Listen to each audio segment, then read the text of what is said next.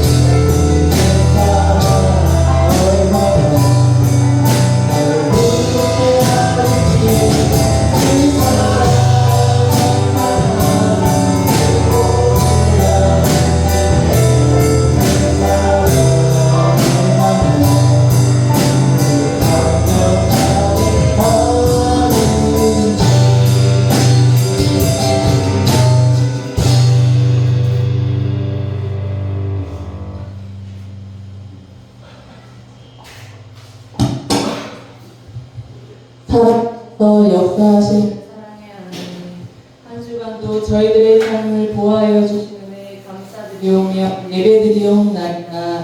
이 시간 이곳 안에 임재하여 주셔서 홀로 영광 기쁘게 받아 주옵소서. 고난 주간 저희들을 위하여 십자가에 흘리신 보혈의 피를 예수님의 깊은 사랑을 묵상하는 한 주가 되길 원하옵나이다. 세상이 주는 즐거움을 절제하며 고난과 핍박 속에서 내어주신 주님 사랑을 확인하고 주님 앞에 더 가까이 나아가는 시간으로 인도하여 주옵소서. 저희 교회에서 후원하는 선교지와 선교사님들을 안전하게 지켜주시옵시고 늘 성령 충만하여 주님의 나라가 부흥케 되도록 축복하여 주시옵소서. 아멘. 사랑의 마음으로 선교지를 위한 도움의 손길이 끊어지지 않도록 역사하여 주옵소서. 아멘. 단위에 세우신 황영아 김은치 목사님 영육간에 강건하게 하여 주시옵시고 계획하시는 모든 사역 위에 주님의 은혜로 이루어지는 역사가 일어날 줄로 믿사옵나이다. 아멘. 선포하시는 말씀 위에 하늘의 권세와 능력으로 나타나게 하여 주시옵시고 저희들의 삶에 지혜의 말씀으로 듣게 하옵소서. 아멘. 마음이 연약하여 믿음마저 약해져 마귀의 유혹에 무너져가는 심령 위에 예배를 통하여 주님 만나게 하여 주시옵시고 아멘. 회복되어지도록 하나님께서 도와주옵소서. 아멘. 걱정과 근심으로 마음을 짓누르는 자에게 위로의 손길이 되어 주시옵시고 육체의 아픔으로 고통받는 자에게 능력의 손길이 되어 주사 나음 받도록 역사하여 주옵소서. 아멘. 군의 한마음교회를 축복하여 주시옵시고 서로가 서로를 사랑하며 어려운 이웃들에게 나누며 예수님의 사랑을 전하기에도 부족함 없는 말씀의 지혜를 심어 주시옵시고 사명을 잘 감당케 할 수 있도록 건강 또한 허락하여 주옵소서. 아멘. 한 주간도 보혈의 피로 얻은 구원을 감사하며 지난날 자신의 죄를 돌아보고 주님 앞에 무릎 꿇고 회개하는 시간이 되어 주님께 깨끗하게 질씀 받아 영광 올려드리기를 간절히 원하오며 사랑이 많으신 예수님의 이름으로 기도하옵나이다. 아멘.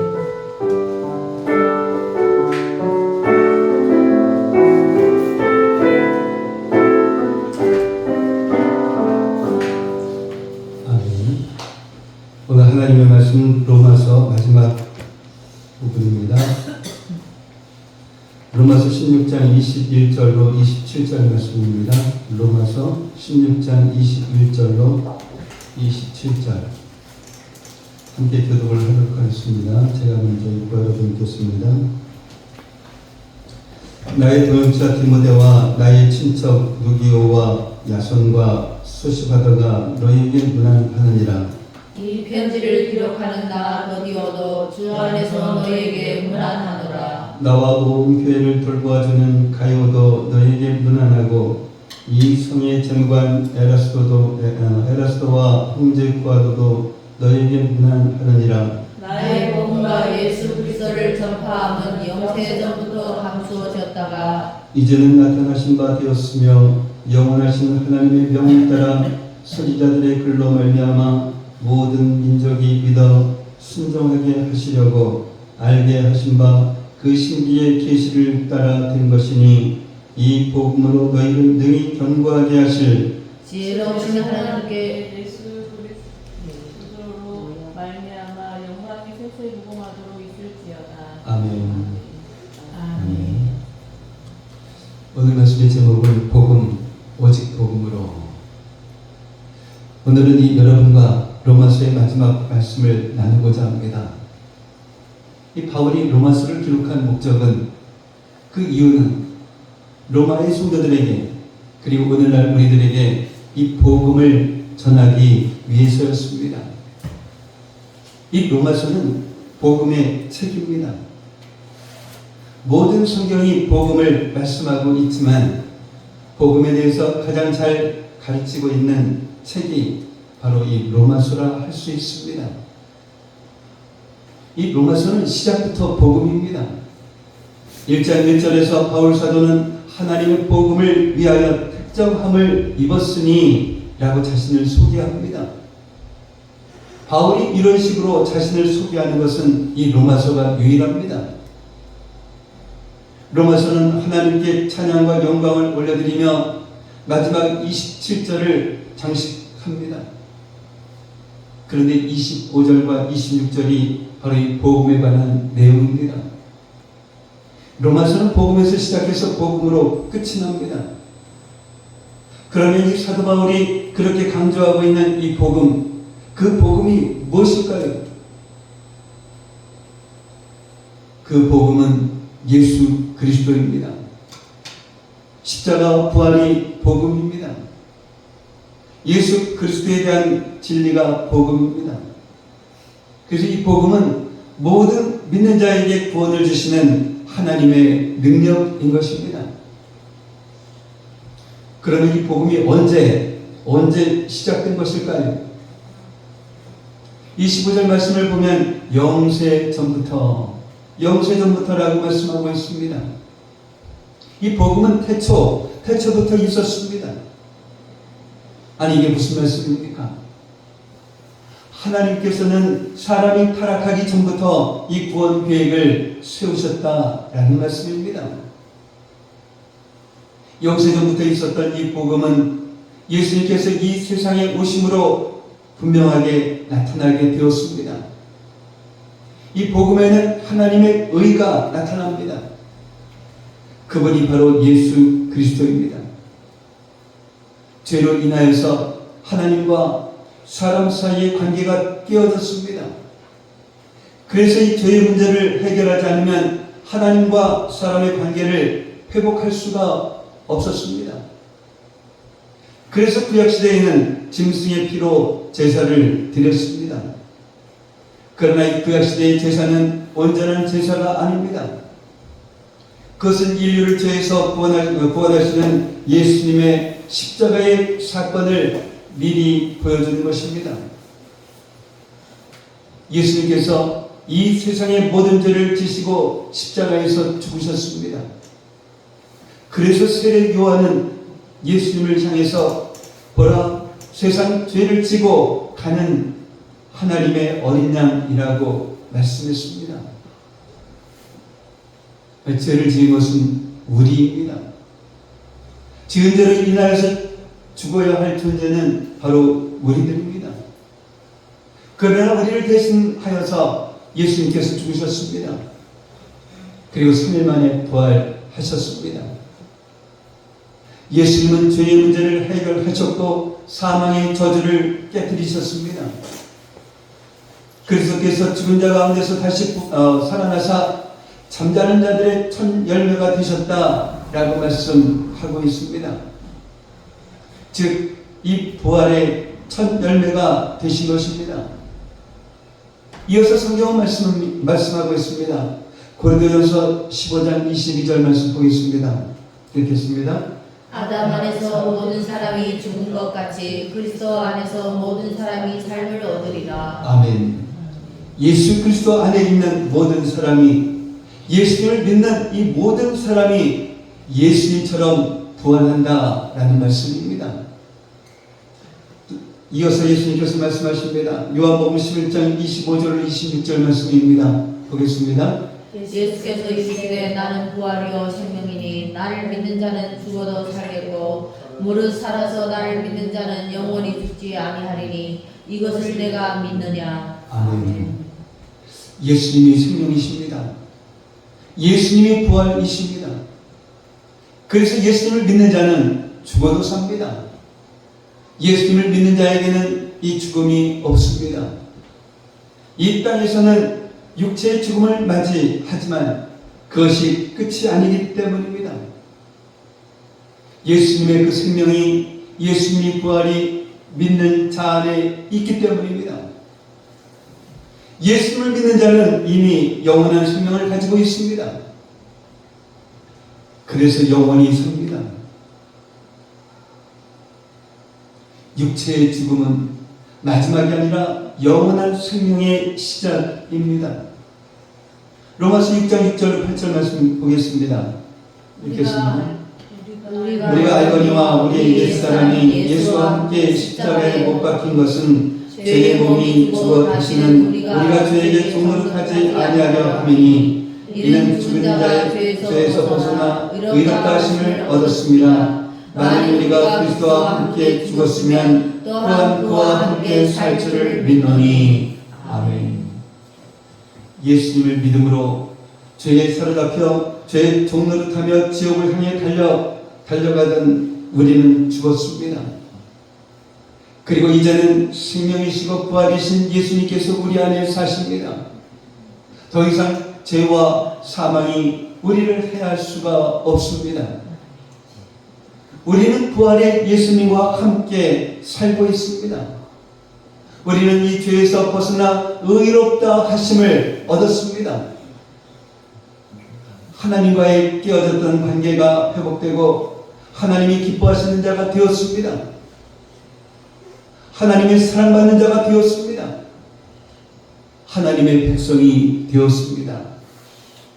하나님의 자녀가 되었습니다. 바로 이것이 복음인 것입니다. 우리는 이 복음을 믿음으로 구원을 받았습니다. 이 복음을 믿음으로 의롭다 하심을 얻었습니다. 그리고 우리는 날마다 이 복음을 믿는 믿음으로 삽니다. 그런데 많은 성도들이 이 복음을 과거형으로 생각을 합니다. 나는 복음을 알고 있습니다. 나는 복음을 믿었습니다. 그리고 구원 받았습니다. 이것만으로 충분하다라고 하면 바울 사도는 로마 교회에 이 로마서를 보낼 필요가 없었을 것입니다. 왜냐하면 그들은 이미 이 복음을 알고 있었기 때문입니다. 이미 복음을 믿고 있었기 때문입니다. 복음을 믿고 구원받았기 때문입니다. 뿐만 아니라 로마 교회의 믿음은 온 세상에 전파되었습니다. 이 복음이 전파되는 곳마다 로마 교회의 성도들의 그 믿음도 알려졌습니다. 그런데도 왜 바울 사도는 이런 로마 교회의 복음 전하기를 원하셨을까요? 바로 이 복음은 과거형이 아니기 때문입니다. 이 복음은 현재형이기 때문입니다. 우리는 복음으로 구원받았을 뿐 아니라 날마다 이 복음으로 살고 복음으로 승리해야 하기 때문입니다. 의인은 복음을 믿는 믿음으로 말미암아 살기 때문입니다. 오늘 본문 26절 말씀을 보면 하나님께서 다른 그 무엇이 아니라 복음으로 우리를 능히 견고하게 하신다라고 말씀하고 있습니다.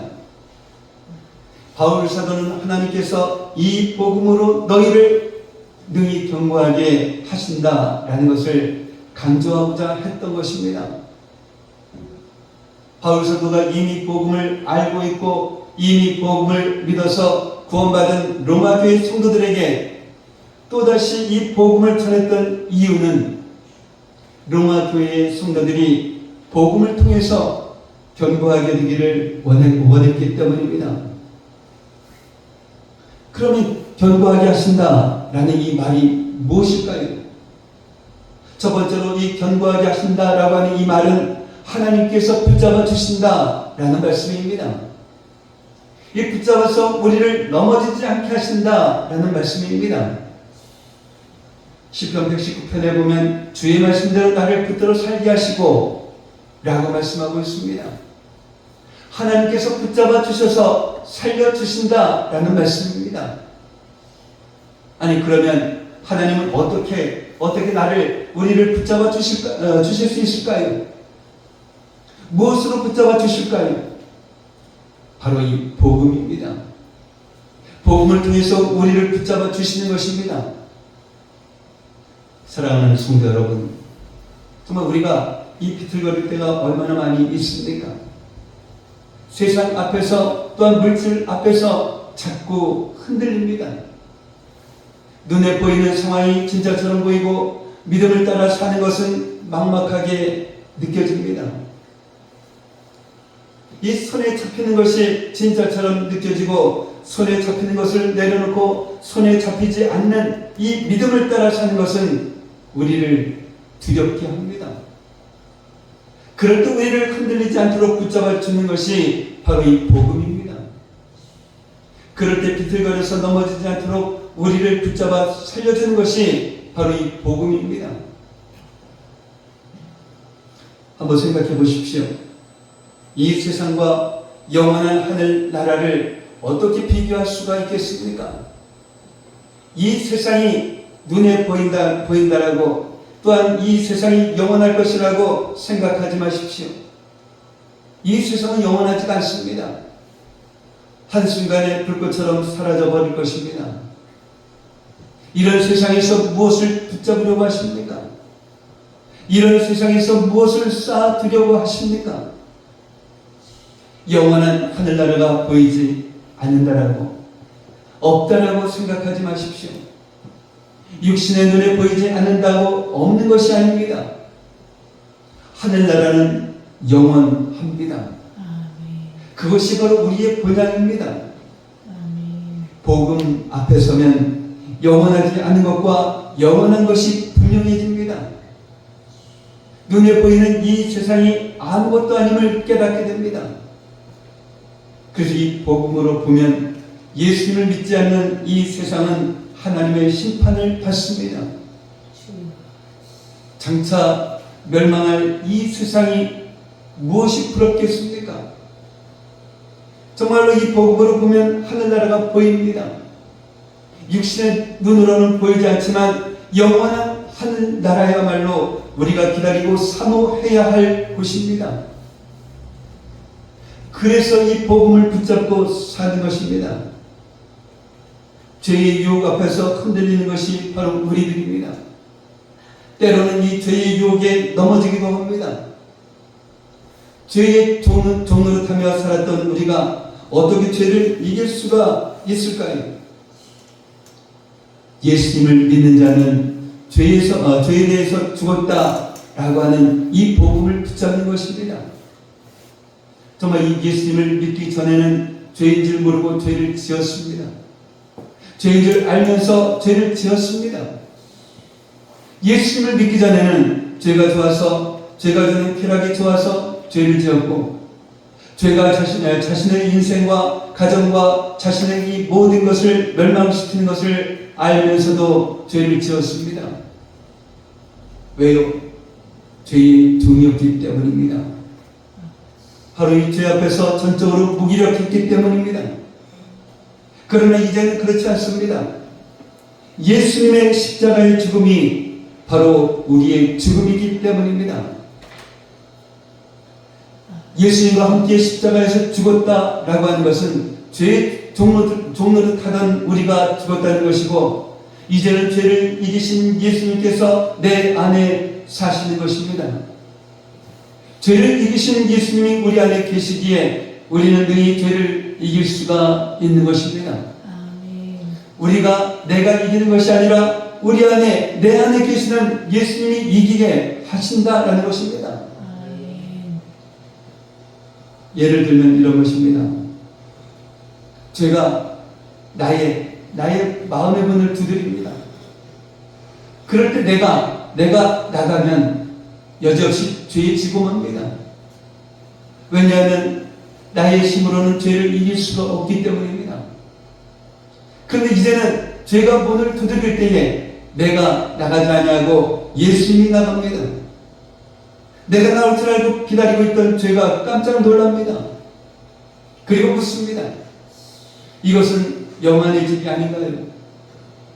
그러면 예수님께서 말씀하십니다. 옛날에는 영화가 살고 있었지. 그런데 지금은 내가 이 집의 주인이란다. 그러니 썩 물러가라. 이 예수님의 말씀에 죄가 혼비백산에서 도망갑니다. 바로 이런 상황이 나는 죽고 예수님으로 사는 이 복음인 것입니다. 이 복음을 붙잡고 사는 성도는 능히 죄를 이깁니다. 그러나 예수님이 내 안에 계신다라고 내가 이 죄의 유혹에서 완전히 자유로운 것은 아닙니다. 이 세상을 사는 동안 죄가 계속해서 내 마음의 문을 두드리기 때문입니다.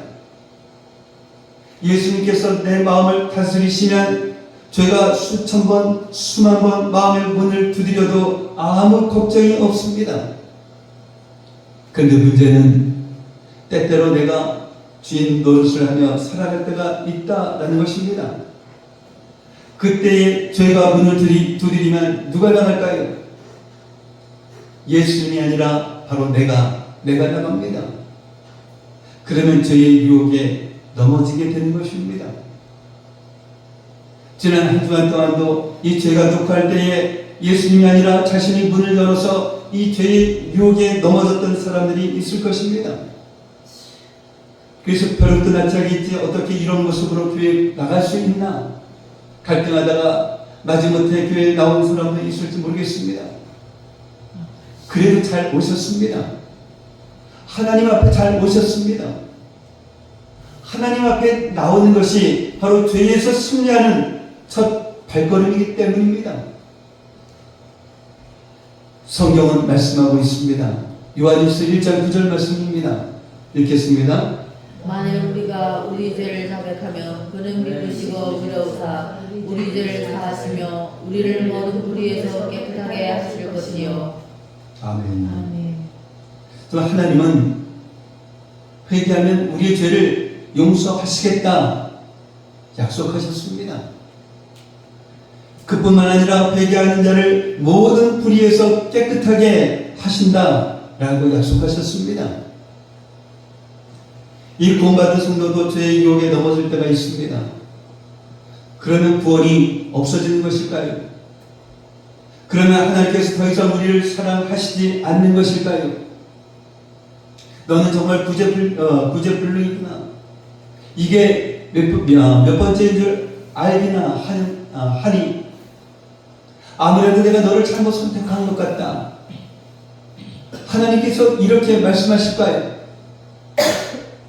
만약 이렇게 말씀하신다라고 하면 우리 중에 구원받을 사람은 아무도 없습니다. 우리 모두는 죄를 자백하면 용서해 주시고 모든 불의에서 깨끗하게 하시는 하나님의 그 은혜로 살고 있습니다.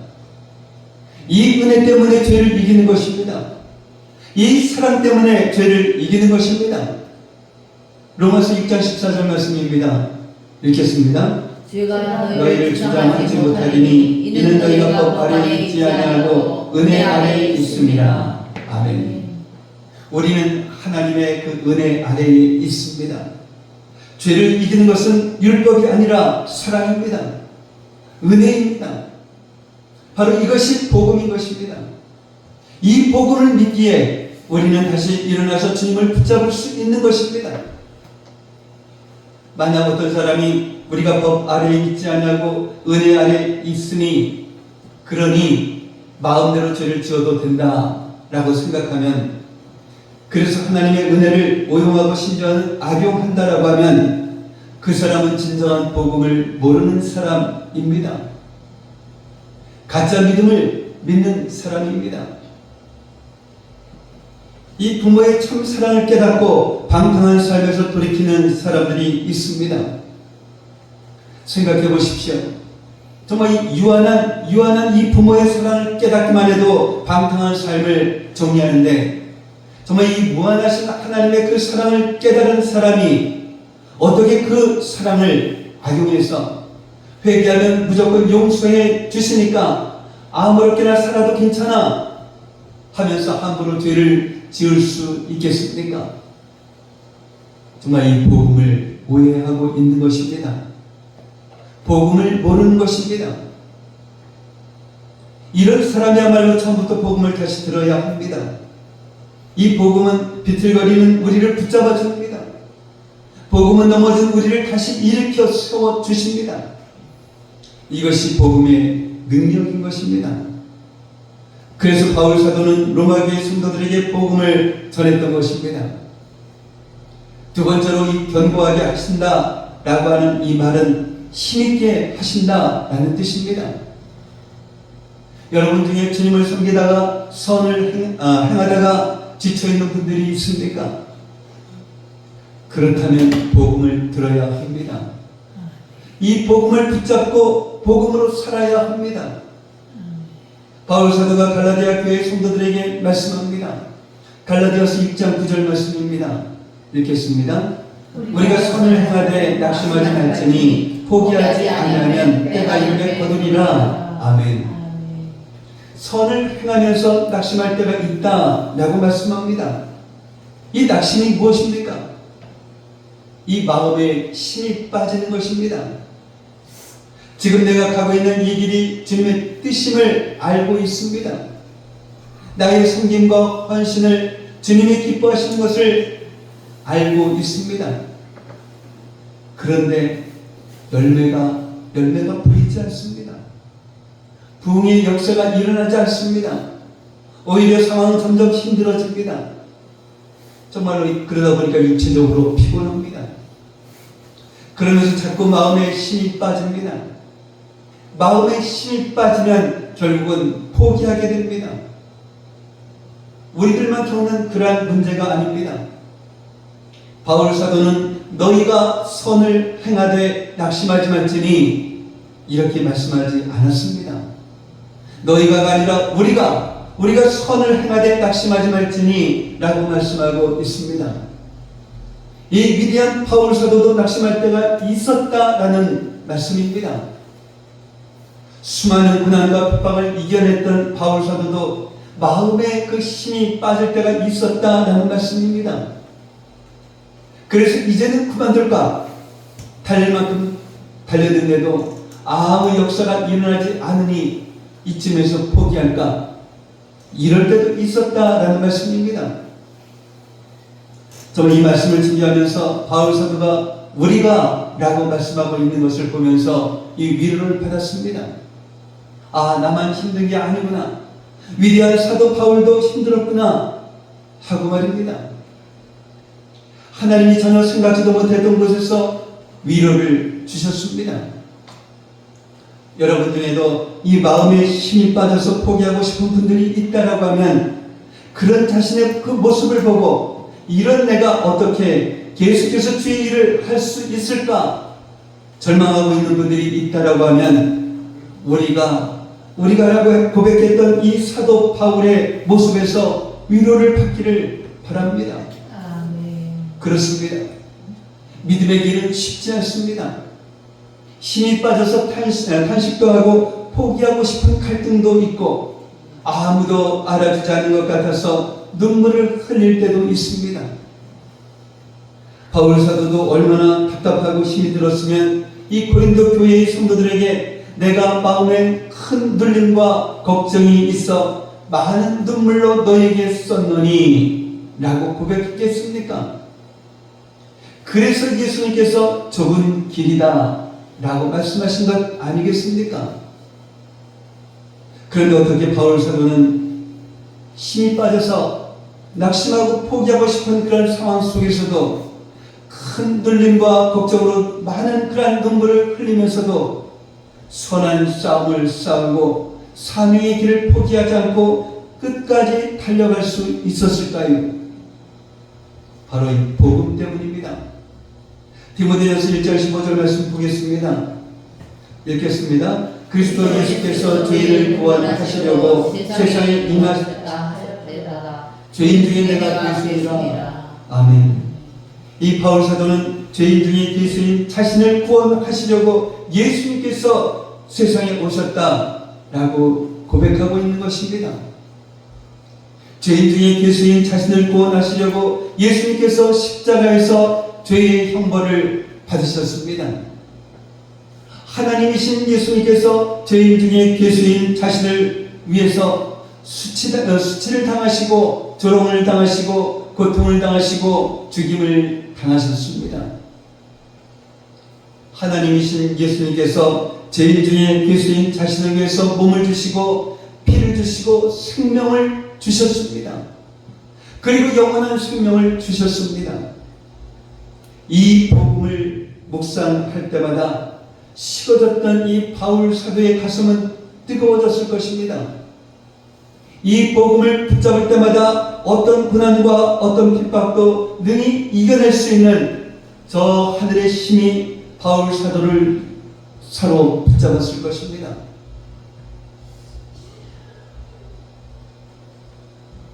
복음을 붙잡고 나니 절대로 포기할 수가 없는 것입니다. 때가 이르면 반드시 거두기 때문입니다. 이 세상에서 거두지 못해도 아무 상관이 없습니다.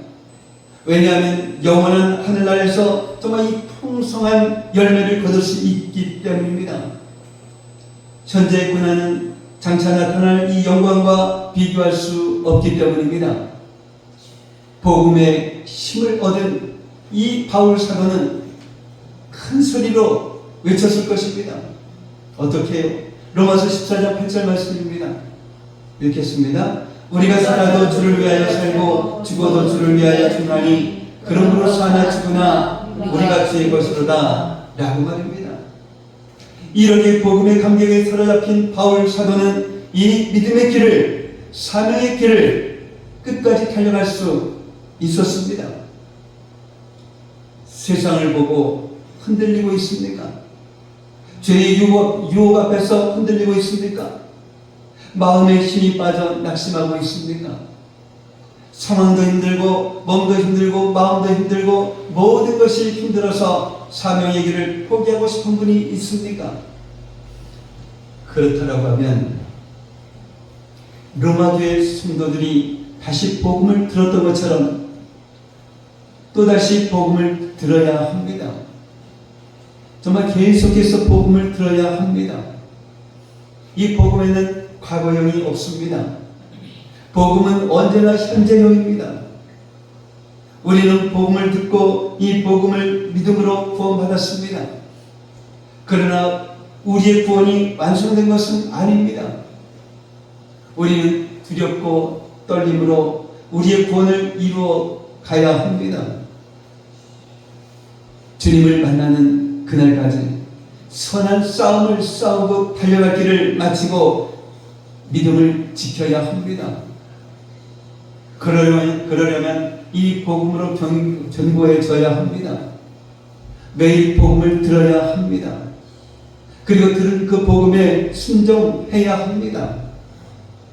이 복음에 순종할 때 하나님은 복음으로 우리를 견고하게 하신다 라고 하는 이 말씀을 굳게 믿고 그 말씀에 순종하며 살아가는 저와 여러분들이 되시기를 예수님의 이름으로 축복합니다. 아멘. 사랑의 아버지 하나님 감사합니다. 바울이 로마서를 기록한 이유는 로마의 성도들뿐만 아니라 우리들에게 복음을 전하기 위함이었으며 이 복음이란 예수 그리스도요 십자가와 부활이며 모든 믿는 자에게 구원을 주시는 하나님의 능력임을 깨닫게 하시니 감사를 드립니다. 이 복음은 영세전부터 있었으나 죄로 인하여 하나님과 사람 사이의 관계가 되어져 죄의 문제를 해결하지 않으면 하나님과 사람의 관계가 회복될 수 없었기에 예수님께서 죄의 문제를 해결하시려 사망의 저주를 깨뜨리시고 죽은 자 가운데서 다시 살아나시어 부활의 첫 열매가 되시고 예수님을 믿는 모든 사람은 예수님처럼 부활함은 물론 예수님을 믿는 자는 죽어도 살고 예수님을 믿는 자에게는 죽음이 없을 뿐만 아니라 하나님과의 깨어졌던 관계가 회복되고 하나님의 사랑을 받는 자가 되었음을 믿고 감사하며 살아가는 저희들에게 하옵소서.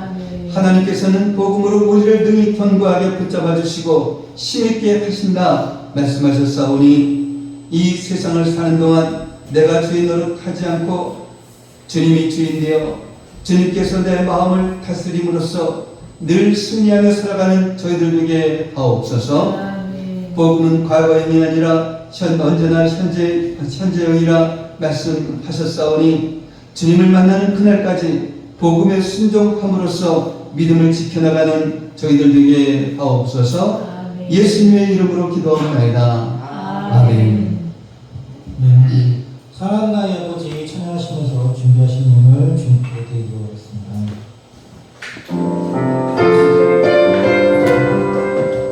사랑하는 나의 아버지 사랑하는 나의 아버지 이름 모두 드립니다. 주의 나라 찬송에 내 창조만에 전능한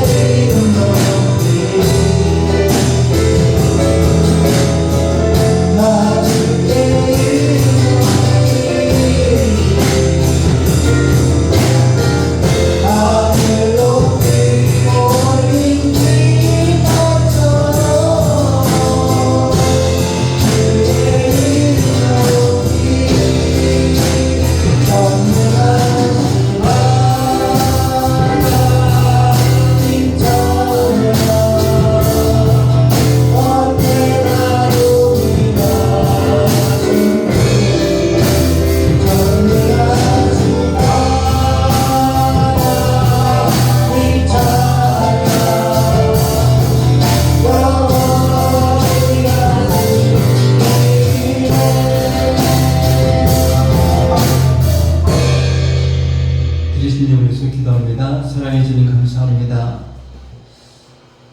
오늘도 저희들의 발걸음 인도하여 주시고 주님 앞에 이렇게 나와서 예배를 드리고 저희 마음을 드리고 또한 예물을 정성껏 올려드렸습니다.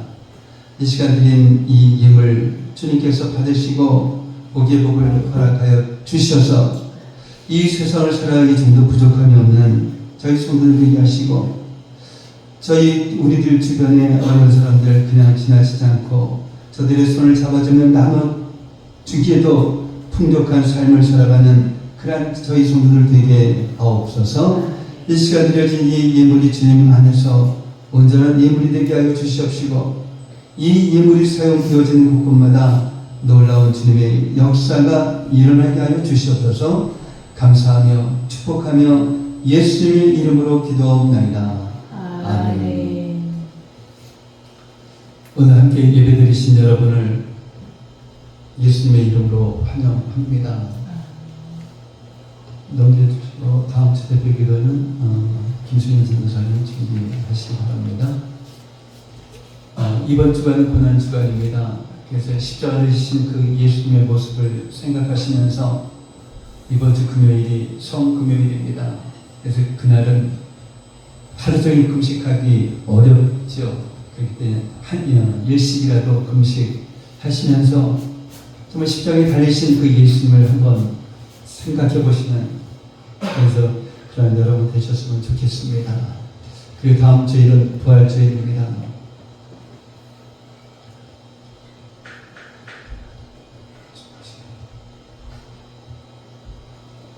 다음 주일은 그 부활주일로서 세례식하고 소만찬예식 그리고 떡과 계란 나누는 행사를 갖도록 하겠습니다. 우리가 설교하는 곳입니다. 다른 광고 없으시면 다 같이 일어나셔서 찬송가 620장 부르시는 축복 예배를 마치겠습니다.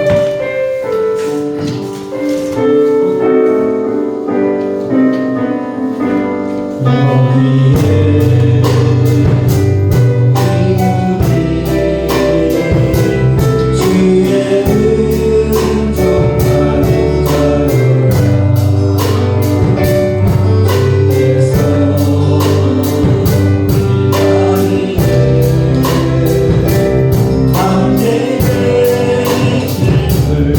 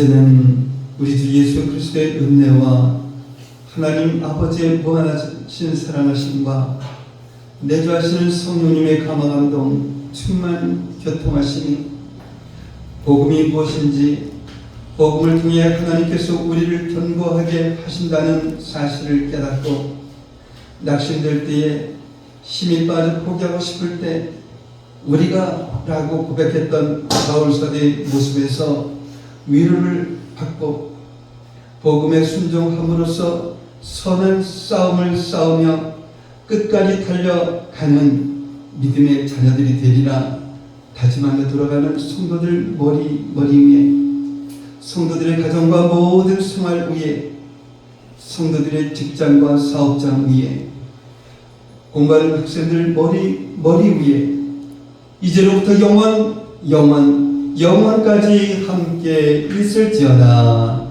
아멘.